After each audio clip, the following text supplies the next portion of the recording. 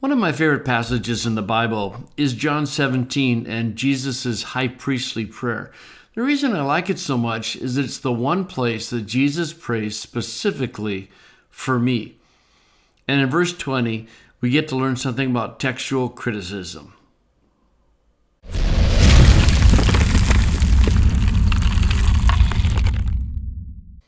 In John 17:20, we read, "Not concerning these, but not concerning these only I am praying for, I'm requesting, I'm interceding, but also for pistion,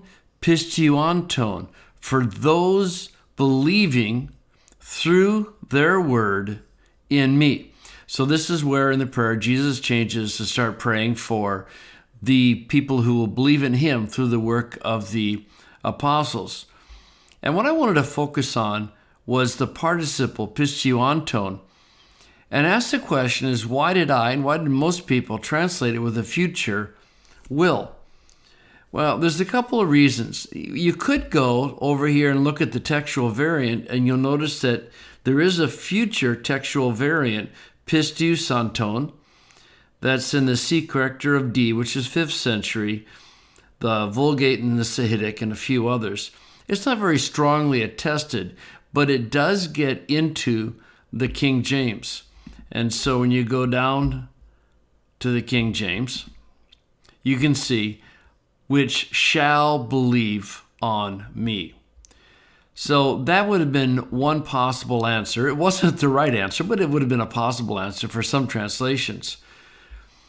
The other reason is to remind ourselves that as a participle, this form has no absolute time. It's only aspect. It is imperfective in its aspect.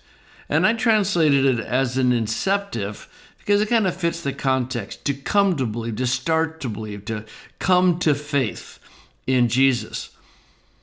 Because it is a non-indicative form, it is not limited to the present time, and it's indicating an imperfective action. And so you just have to look at the context and say, well, when is this action?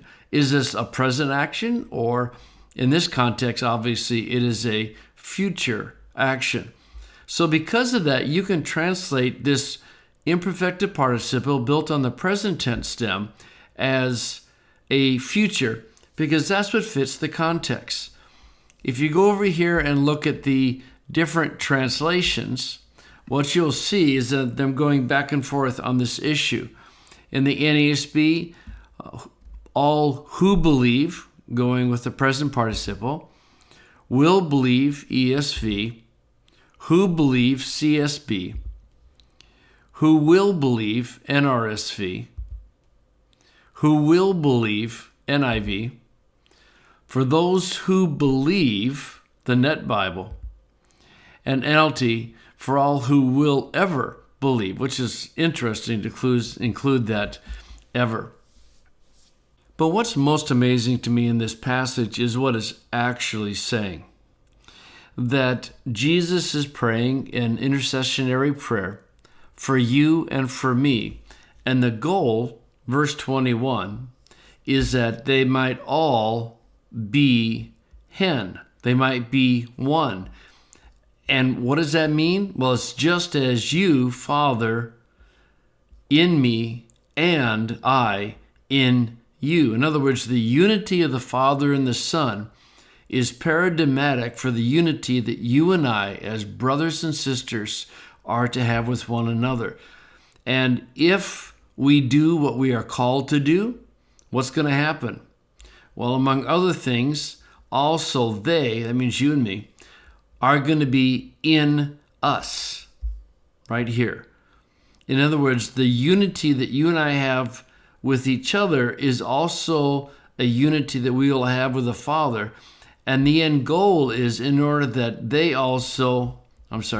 in order that the world may believe that you sent me. In other words, the gospel's effectiveness is largely contingent upon the functioning of the church and that you and I be one. I was speaking at Beeson Divinity School last week in Birmingham, great school, by the way. And I spent quite a bit of time talking about the character of church leaders.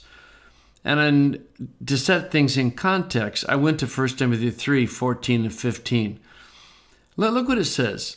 These things to you I write, hoping to come to you quickly. But if I delay, the other idea is I'm writing in order that you may know how it is necessary. Okay, this is a non-negotiable. Okay, this is not something that's optional in the church. This is mandatory. All the instructions in chapter 2 and 3. How it is necessary in the house of God to conduct yourself. And the church, which is the church of the living God. In other words, God's not some dead deity. He's alive. He's watching, and he will reward and he will punish. A living God. And now he's going to talk a little more about the church. It is a pillar. Notice there's no article in front of it. When versions say the pillar, they're mistranslating. That the church is a pillar and a buttress, a rampart around protecting the truth, which is the truth of the gospel. In other words, when you and I act as we are called to act in the church, we are not only part of the structure of the church, but we are the protection around the gospel. When we don't behave like we're supposed to, then we cease to do one of the functions that we are called to do, and that is to protect the gospel, and we damage the spread of the gospel.